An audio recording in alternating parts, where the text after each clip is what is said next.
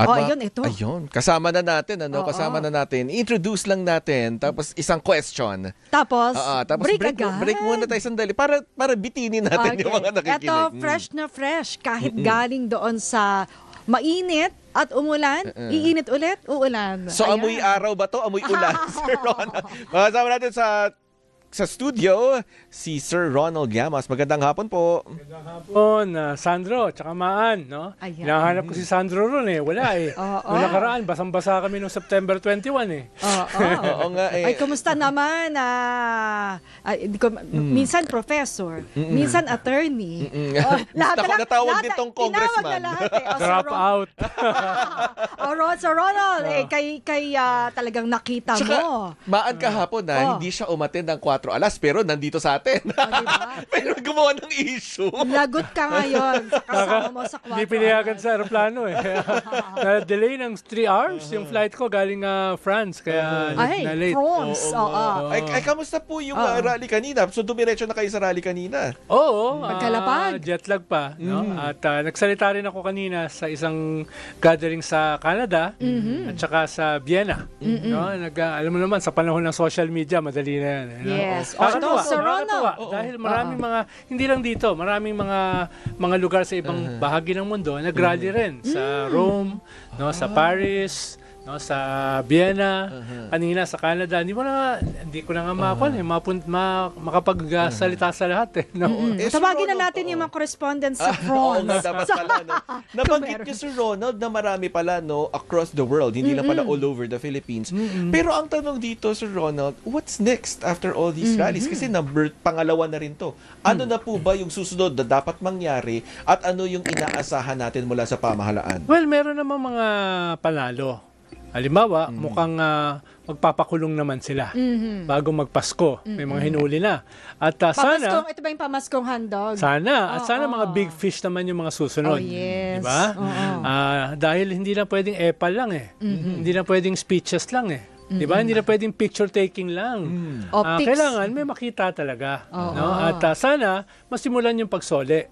Halimbawa, itong mga USEC sa DPWH mukhang magsosoli. At cash! In cash talaga, no? Siyempre. Sa optics din no? Siyempre, oo. Diba? So, tapos, meron naman mga nakakamit. Halimbawa, maniniwala ka ba na yung speaker ng Kongreso maglulunsad ng anti-dynasty bill? Ibig sabihin, may ganong klaseng pressure din. Yes. May plano na magkaroon ng batas dito sa ICI para mapalakas. No, mukhang gagawing priority bill. At may plano rin na itong Truth Commission ay maging batas. So, meron namang mga panimulang mga tagumpay. Of course, hindi ganun kabilis. No? Pero sana, bilisan. No? Sana, bilisan. Dahil itong galit na ito ay magpapatuloy. Pero sa akin kasi, mas strategic. Sana makahubog ng mga bagong leader. Yes. Natatakbo in 2.5 years sa 2028. Oo. Sabi nga yung kampanya laban sa anti-dynasty, kung magiging panay-panay yan at masigasig, mag-manifest na ba ito sa susunod na eleksyon? Tingin ko, dahil ngayon lang nangyari na mismo yung speaker ng Congress ay pumayag na magkaroon ng anti-dynasty bill. Kasi Kahit siya isang produkto. Yes. At Siyam. Dynasty. Siyam na kaanak ang Di nasa lang. poder. Hindi Hindi lang, pa ba Siyam? Mahigit 20. Ay, ang bilang ko nga Siyam lang. At ang maganda ay itong nakaraang midterm election ay sino ba naman ang mag-expect na halos lahat ng artista talo. Yes. Diba? Ibig sabihin may emerging na bagong consciousness, lalo na sa kabataan. No? At tingin ko ito yung magpapatuloy. Ngayon, pag sasabihin ng iba, mas maliit yung rally. Mas maliit dahil yung mga tao ay nandun na sa kanya-kanyang parokya. No?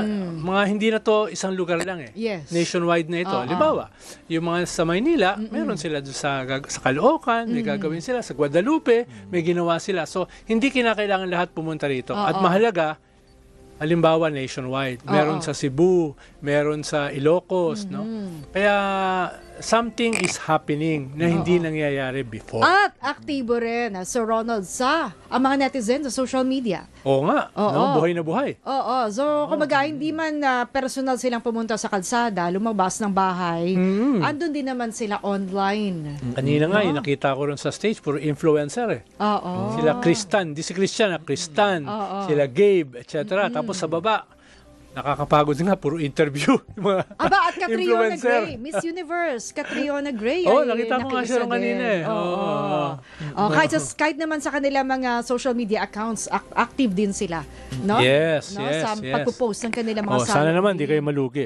At nagkaroon pa ng rainbow kanina. Hindi lang, kung mga may personalidad, merong rainbow. Oo nga eh. Naghanap nga ako. Baka merong maleta sa dulo eh.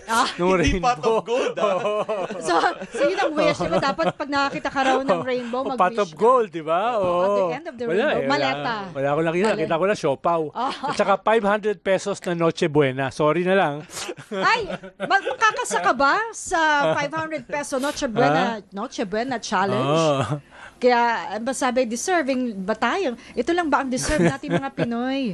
Oo. Dapat naman si Secretary Roque, kung na lang, mag-apologize na lang, tapos, di ba, move on na lang. Eh, nag-double down pa eh. Kaya yung gulping-gulpi siya Naman. sa social media. Oo. May kanya-kanya listahan ng 500 pesos. Ikaw ba, Sandra, may listahan ka? Breakdown ng 500 pesos. Yun lang, Nakakatawa pag pinapanood eh. Wag na natin dagdagan pa yung konsumisyon ng mga kababayan natin. Ibalik natin doon sa original, yung sin number 1, itong issue Hindi, sa mga flood control na Hindi, ang sabi nga ng projects. netizen, ganyan lang ang pagtingin nyo sa amin, ha? Saan nyo naman kaming ina-underestimate, di bale. Kakayod kami. Kasi, di ba, pag Noche Buena kasi, Yeah. medyo espesyal. Yes. Special ang ating handa. Ang minimum wage per day Yes, pero ay 695 pesos. Oo. Layo naman sa 500 pesos. Oo, pero huwag kayong mag-alala dahil magkakayod pa kami, mag-iipon para masarap-sarap naman Kayo sa ba, 500 magkano ba? pesos. Magkano ba minimum wage nyo rito per day?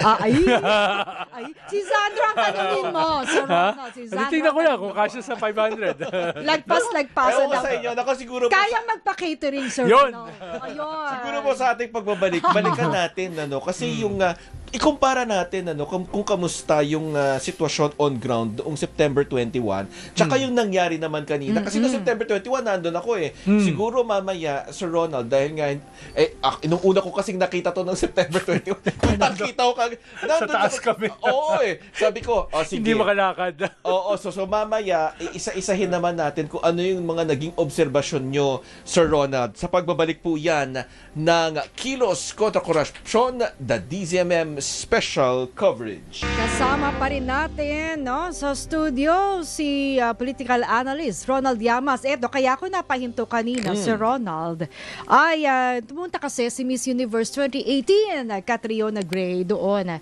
sa sa rally. At ito yung kanyang pahayag. Kasi 'di ba sabi mo nga ay pocket rallies kasi sa buong bansa ang nangyari. Kaya parang ang konti dito sa main event. Pero ito naman ang pahayag ni Catriona. People have gone silent not because they do not care, but because they have lost the belief that the change will ever come.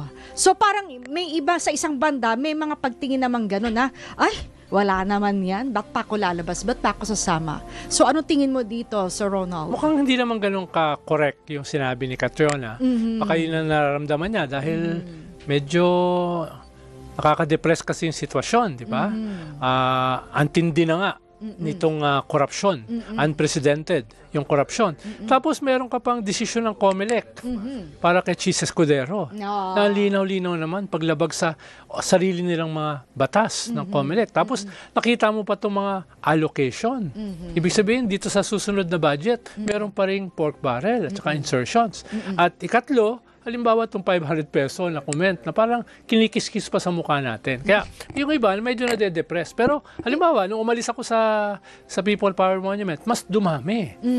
Dahil iba-iba kasing programa. Nung kaninang umaga, may programa yung mga sektor, tapos may misa, yung mga kardinal at obispo, tapos may programa, tanghali, tapos may concert ngayon. Parang mas marami yung concert dahil mukhang gusto makinig ng mga kantang protesta yung mga tao. Kahit paano sumaya tayo. Pero Pero marami apaw. Yugan, oo. Apaw siya kung makikita nyo ngayon. Hindi ka tulad Pero nung last time. 21, kaya ngayon nga po, ano po ba yung pagkakaiba nun? Kasi nung 21 talagang marami. Hanggang nung bandang gabi, ano? Pero ngayon, parang mas konti kapag tinignan mo visually. Ano po yung ibig sabihin nun? At ano yun? Ba't ganun? Well, katulad ng sinabi ko kanina, ang kaibahan kasi ay decentralized ngayon. Sabi kasi nung mga leader, wag naman masyadong Manila-centric. No? Sana ikalat naman nationwide at hindi lang nationwide dito sa NCR. 'Di ba? Kaya ginawa nilang gano'n. Kaya makikita niyo sa mga simbahan ngayon, merong malalaking white ribbon, no? Kasama dito sa pagkilos na ito. Ikalawa, iba't ibang programa nga eh. Nung umaga, merong labor at saka sectoral programs, nandun ako. After nun, may misa. Ang daming tao nung misa, pero yung ibang mga sumama sa misa, umuwi na rin. Tapos yung sumunod yung programa, nandun din ako. Tapos itong concert, wala na ako. Pero pag alis ko, mukhang ngayon pinakamarami. Ngayong concert na ito. Dahil, syempre, hindi naman kaya ng isang araw kaming mga seniors.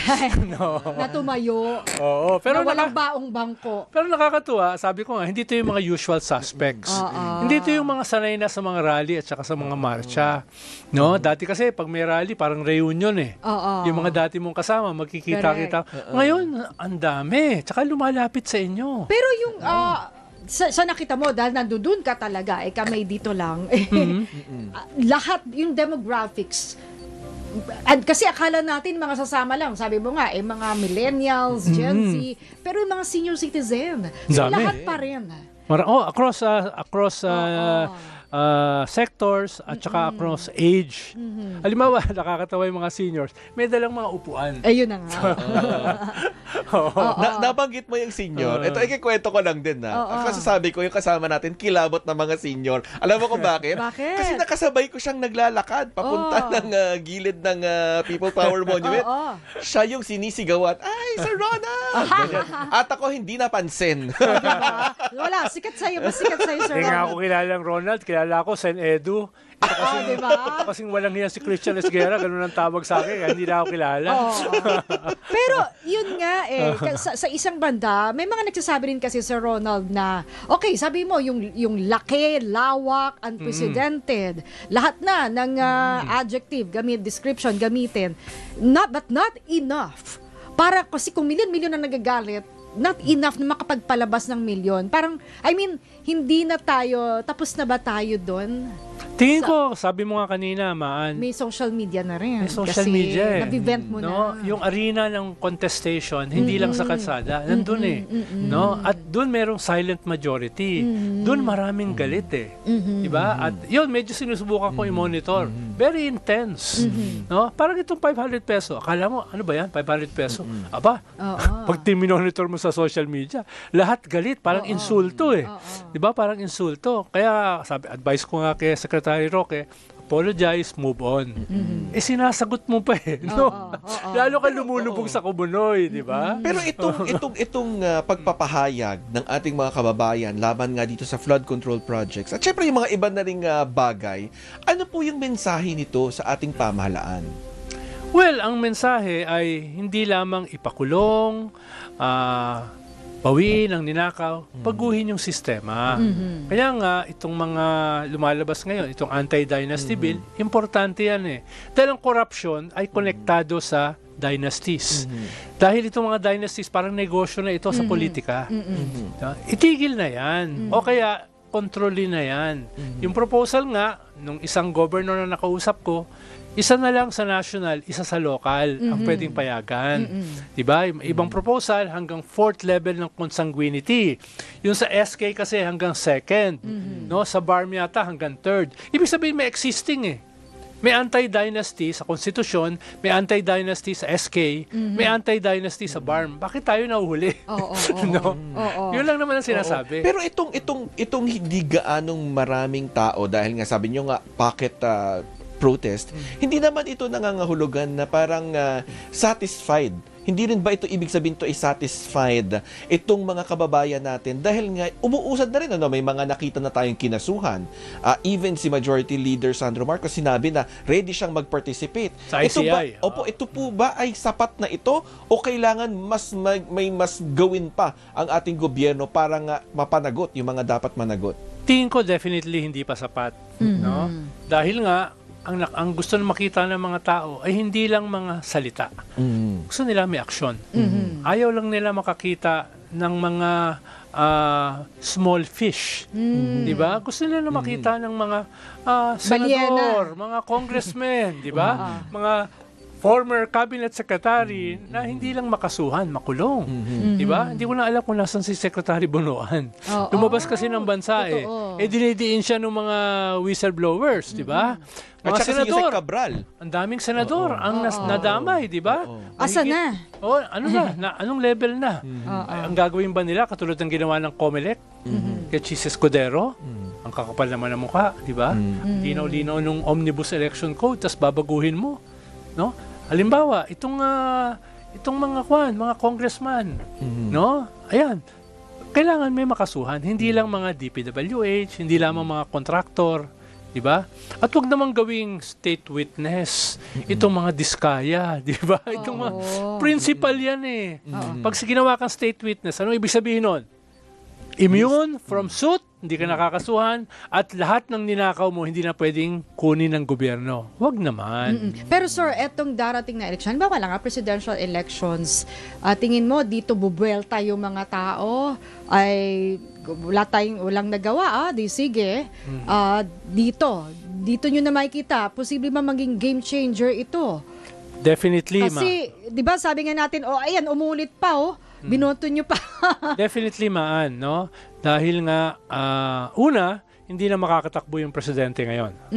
Diba? At alam niya, pag nakabalik ang mga Duterte, uubusin sila. No? Hindi lang politically. No? At ikatlo, hindi pwedeng maraming kandidato. Dapat one-on-one lang. Kaya tingin ko dun papunta ang 2028. So itong nangyayari sa atin ngayon, this will shape 2028 presidential elections. Definitely. No? At ngayon Lalo pa kung may, sabi mo nga, yung anti-political dynasty. Yes. Ngayon lang uli ako nakakita ng ganito eh. Dahil matagal na ako sa politika, nakita ko to ng 80s. Yung ganyang voluntarism, yung ganyang spontaneity, yung ganyang klaseng outrage. Nakikita ko uli ngayon. No? Ang kaibahan, merong social media eh. Yes. Noon wala eh. No? Very limited yung exposure. At doon mo lang mailalabas yung ano mo kasi wala eh. I mean, dito kasi, di ba ganyan tayo eh. Galit na galit. Pero kapag naglabas ka na, parang ating mga nanay, kapag tapos na. nagbunga nga na, Left okay na off ulit. steam, di ba? Pinalabas mo lang yung steam. So, ganyan sa social media ngayon. Tingin ko hindi. Dahil nga tuloy, alimbawa, nasa Europe ako, nagsalita ako sa mga kasama nating OFW ron, no? Aba, very intense yung social media. Dito lang sa usapin ng 500 pesos. Ibig sabihin, wala silang papalampasin, ha? Oo. Hanggang today. Umuusok. Hanggang today, nagbibilang sila ng 500 pesos. Hanggang today, ha? At sa mga content nga ng mga Mukhang hindi influencers. matatapos yan, ha? Pero yun Sa nga, Sir content Ronald, ka ng mga influencers, di ba? Yung nag-ano sila challenge nung pero Sir Ronald, paano nito, balikan natin paano to ginuguhit yung 2028 election? Well, halimbawa, tumataas ngayon yung mga approval rating ng mga alternative politicians. No, halimbawa, si Heidi Mendoza, nakakuha ng 8.8 million votes. Walang makinarya, walang resources, walang name recall. Tingin ko, mananalo yan sa 2028. Si Shelo Magno, no? Very prominent ngayon sa social media, yung kanta niya, yung rap niya na tax ng ina mo, di ba? Tsaka yung mga paliwanag niya sa nangyayari. Tingin ko, malaki ang chance niyan. Si Chel Jokno. yung mga sinaing daw. Sila Laila de Lima. Tingin ko makakabalik yan eh. No? Diyan. At iba pa. At mga bata pa, sabi mo nga. Nandito nung 2 weeks ago, si General Torre. No? Ibig sabihin, may mga bago ka na umaangat. No? Tingin ko, meron ng kapalit sila Robin Hood Padilla, si Idol. No? May mga kapalit na itong mga si Bato na mukhang huhulihin na. No? May mga kapalit na sila. Kaya medyo mataas yung aking optimism na may mga bago. So, posible pong yung mga nakikita nating frontrunners ngayon, posibleng hindi yun. Posibleng yung may mga mababango ngayon, feeling nila sila ay susunod na magiging presidente. Pwedeng hindi sila yung susunod na maging presidente. Pwede, dahil sa ating bansa may mga dark horse Oo. Yung hindi mo inaasahan, paano yung mga nagpaplano? Katulad nila Mitra, katulad nila De Venecia, katulad nila Villar. Yun pa yung natatalo, di ba? Yung mahaba ang preparasyon. At yung mga At may pera. At yung mga bago lang na sulpot, yung pa yung lumalabas paminsan-minsan, di ba? At saka, Kaya iba yung ating... Tsaka madaragdagan ang mga millennials, Gen Z. Every year, Oo, 3 to every 4 year. million ang Yes. dagdag. So, imaginein mo, malaki rin yung madadagdag na bilang mula sa kanila. At isa rin sila sa nag-shape ng nung nakaraang Midterm election. Midterm elections. Paano yung mga nanalo? Wala sa survey eh. No? Ang Kulelat pa nga eh. Ang pagsusuri ay millennials tsaka Gen Z yun. Halimbawa, yung Akbayan Party List, nakakuha sila ng pinakamalaking boto sa kasaysayan ng party list system. Wala sila sa survey. Pero sa mga schools, number 1 sila. Almost all schools. Sa kabataan. Kabataan, nag-deliver yun. No? Ganun din, halimbawa, si Bam Aquino, si Kiko Pangilinan, di ba? Wala sa survey yan labas sa 12 yan Biglang pumasok sa top 5, top 2. So, yan yung sinasabi natin na bagong elemento. Bago pa lang. Paano kung sa 2028 mas organized na yan? Paano kung sa 2028 mas marami yan? Paano kung sa 2028 meron ng mga ibang kandidato? Okay? Halimbawa, Vico Soto. Easily, pag tumakbo yan, panalo yan Di ba? Yan yung mga hindi mo iisipin dati. Di ba? Konsihal, mayor, pero ngayon, pag tumakbo yan, 100% mananalo yan bilang senador. Ang problema, ayaw. So, ibig yun Sa mga older generations ba, talaga bang hindi na rin nabago? I mean, hindi na rin talaga natuto. Di ba yun ang kanta? Well, merong mga ilan. Halimbawa, yung Batang Cayetano, refleksyon ng isang bagong politika. Hindi katulad ng kanyang mga kapatid. No? Potential din yan. No? So, merong mga bagong elemento dito. No? I can imagine at least 6 na alternative, na winnable, na pwede sa Senate. No? Baka may 6 pa. No? Kaya ang sinasabi ko, hindi tayo zero, Sandro. May mga bago. So ibig sabihin, Sir Ronald, hindi na uso yung palamura sa 2028. Siguro Hindi may mga ganun din, no, na kahit papaano sa galit, no, ay gagamitin niya. Authenticity ang tawag dyan Diba? Tsaka yung usapang kanto, parang 4 alas. Hoy, kayo nagsabi niya, Sir Ronald, With due respect, sir, Kayo nagsabi niya. Sir Ronald, yung mga balwarte, diba? Ay, balwarte niya yung region na yan. Kanya na yan. Parang, diba? Parang may ganong sinasabi. Well, may ganon, pero sabi ko nga, may bagong elemento, merong kabataan na hindi na madideliver ng baluarte. Ibig sabihin, may sarili ng pag-iisip yan. Hindi na yan madideliver nung dating mga ward leaders sa barangay. Mga kuna ito, social media sabi. Yun na yung makaka-influence sa kanila. Yung dati kasi mga ward leaders yung kasal, binyag, libing. Yung nag-deliver. KBP. Iba na ngayon Iba na. No? Iba na. At hindi ko alam hanggang saan naaabot yan Pati ako nasusurpresa Sabi nga ni Cardinal Ambudabit, no? Nasusurpresa tayo ng tadhana. Yun yung nangyayari ngayon. Nasusurpresa tayo. At kapag tadhana ang nagsalita. Mahirap pigilin yan. Diba? Kasi destiny yan Pero yun naman, sir, paano naman yung, syempre, merong mga nandyan na nag-iisip ng kanilang political survival. Syempre, pag magsalita ka, pwedeng ikaw yung susunod na pagpipiestahan, pagdidiskitahan. So, paano to mga to? So, wala na bang trapo? Ang sukatan ko lang, halimbawa, UAAP games. Pag may UAAP game, lalo na Ateneo versus Lasal, lalo na ay UP versus Ateneo, lahat ng politiko nandyan. Ngayon, wala kang makita ni isa. Bakit? Sumisigaw yung participants. Correct. Kulong na yan, mga kurakot. Tsaka mapapahiya ka lang. Concert sa Araneta. Correct. Diba?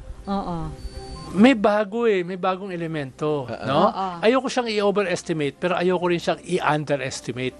So, yung Kaya itong mga trapo, medyo nahihiya. Wala nga ako nakikita ngayon mga trapo sa mga restaurant Tsaka nanonood ng UAAP. Diba? Nagtatago na sa mga bahay nila Ibig sabihin, delikado sila. Oo. Tsaka yung, di ba minsan mga dumadalo ng kasal, nagiging Oo. ninong-nina. At- Bibihira na rin na kumuha eh. At very active sa social media. Ngayon, wala kang makita. Oo. Nako! Diba? Napapahiya eh. So yung mga fan base, yung mga merong fan base na malalaki daw. So, paano Nasaan na yun? sila ngayon? Oo. Minomonitor ko yung iba social media, hindi mo na nakikita. Nako, yan po ang ating abangan sa mga darating na panahon, pero kailangan na nating magtapos. Maraming salamat po, Sir Ronald Llamas. Anytime, Sandro. Sa Man. ulitin.